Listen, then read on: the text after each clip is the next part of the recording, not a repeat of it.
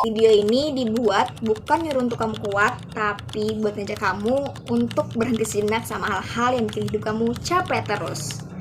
Karena kadang-kadang kita nggak sedih karena hidup kita jelek, tapi kita tahu kita bisa lebih dari ini, bisa lebih baik dari ini. Cuma kita nggak tahu harus mulai dari mana. Ada fase dimana kita udah berusaha semaksimal mungkin, udah berharap, udah berdoa, tapi hasilnya nggak sesuai dengan yang kita mau. Teman-teman pernah merasakan hal seperti itu juga nggak sih? Dan yang bikin berat bukan cuma gagalnya aja, tapi rasa bertanya diri kita ke diri kita sendiri. Salahku di mana? Kenapa harus aku? Halo semuanya, Assalamualaikum warahmatullahi wabarakatuh. It's me, baik lagi dengan aku Zakira Dinatul Jania. Di video ini aku akan ngajak kamu untuk kenal satu kalimat sederhana dan penting, ruang ikhlas. Ruang di mana kita tetap boleh berharap, tapi juga belajar menerima banyak hal yang gak sesuai dengan ekspektasi kita. Mungkin terdengar mudah ya untuk dilakukan, padahal membutuhkan proses perjalanan panjang untuk menyediakan ruang ikhlas di hati kita. Aku pernah ada di fase itu, fase di mana harapan tuh tinggal selangkah lagi, tapi Allah memilih jalan yang berbeda. Di situ aku sadar, yang paling melelahkan itu bukan cuma kegagalannya aja, tapi ekspektasi yang dipegang terlalu erat. Kita pengen marah, tapi sama siapa kalau kecewanya sama diri kita sendiri ekspektasinya. Kita mulai ngomong keras ke diri sendiri, mulai membandingkan hidup kita dengan orang lain, mulai merasa harusnya aku gak gagal, harusnya aku bisa lebih dari ini. Teman-teman, kita lupa satu hal. Hidup ini bukan cuma tentang berhasil dan tidak berhasil, tapi bagaimana kita memperlakukan diri kita sendiri saat semuanya tidak sesuai dengan rencana kita. Kita boleh punya harapan, harus malah. Kita juga boleh banget punya keinginan, bermimpi setinggi dan semampu kita.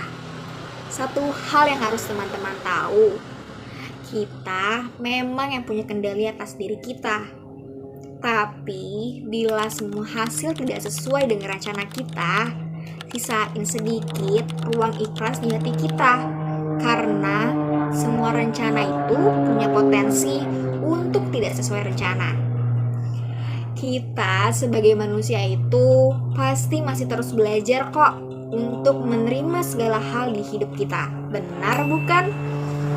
Dalam psikologi ada loh yang namanya self-acceptance atau penerimaan diri.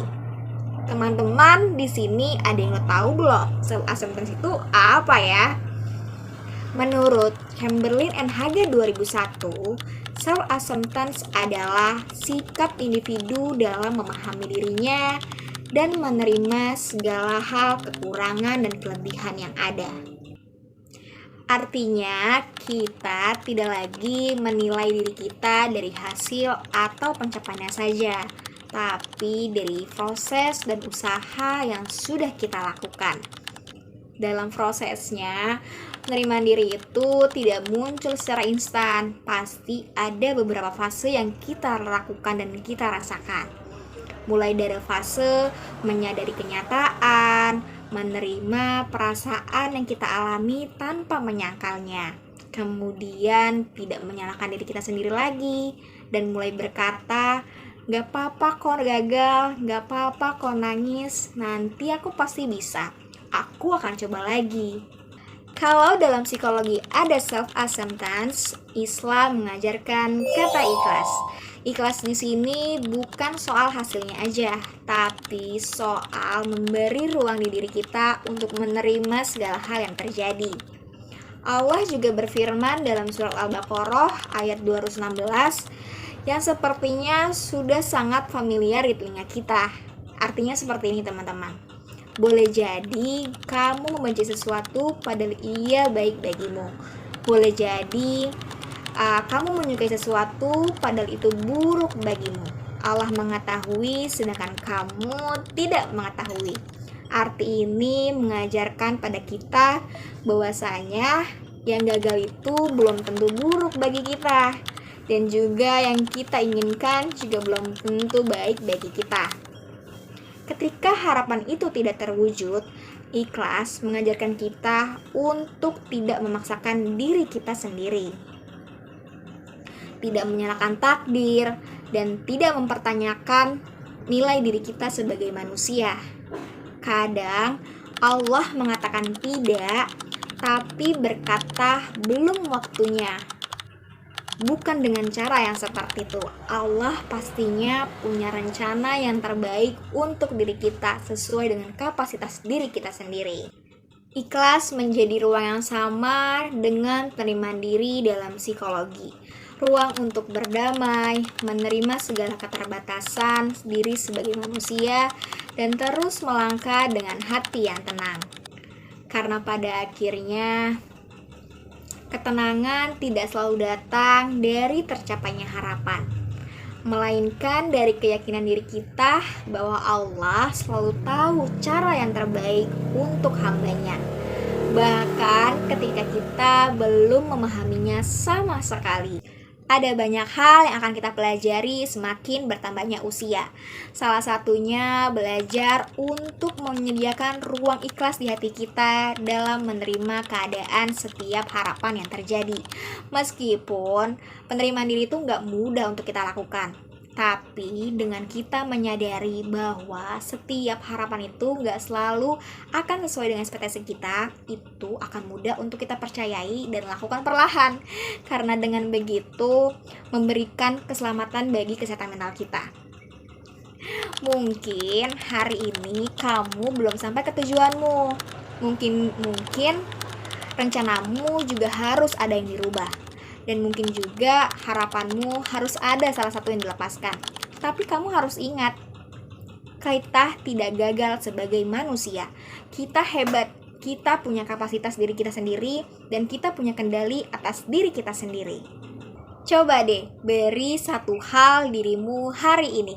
Ruang ikhlas, ruang untuk menerima tanpa menyerah, ruang untuk tenang tanpa berhenti. Karena terkadang Allah tidak mengubah keadaan kita, melainkan menguatkan hati kita agar menerima setiap jalan yang diberikan. Lalu bagaimana caranya kita membangun ruang ikhlas itu hari ini? Cobalah mulai dengan hal kecil, berhenti memaksakan segala sesuatu yang sudah terjadi. Yang kedua, pahamilah diri kamu dan tanyakan kepada diri kamu apa yang membuat diri saya masih belum menerima keadaan tersebut. Setelah itu, ucapkan terima kasih kepada diri kamu sudah berjuang sejauh ini dan mengizinkan diri kamu untuk berhenti sejenak dan istirahat sejenak. Karena ingatlah, ikhlas itu bukan berarti kita menyerah atau pasrah terhadap keadaan tanpa usaha. Ikhlas adalah cara kita menghargai diri kita agar sisa energi yang kita punya tidak dipakai untuk marah dengan keadaan, tapi bisa dipakai untuk melangkah lagi ke depan meskipun perlahan-lahan. Gak apa-apa kita untuk berhenti sejenak, tapi ingat, kita harus bangkit dan coba lagi ke depannya.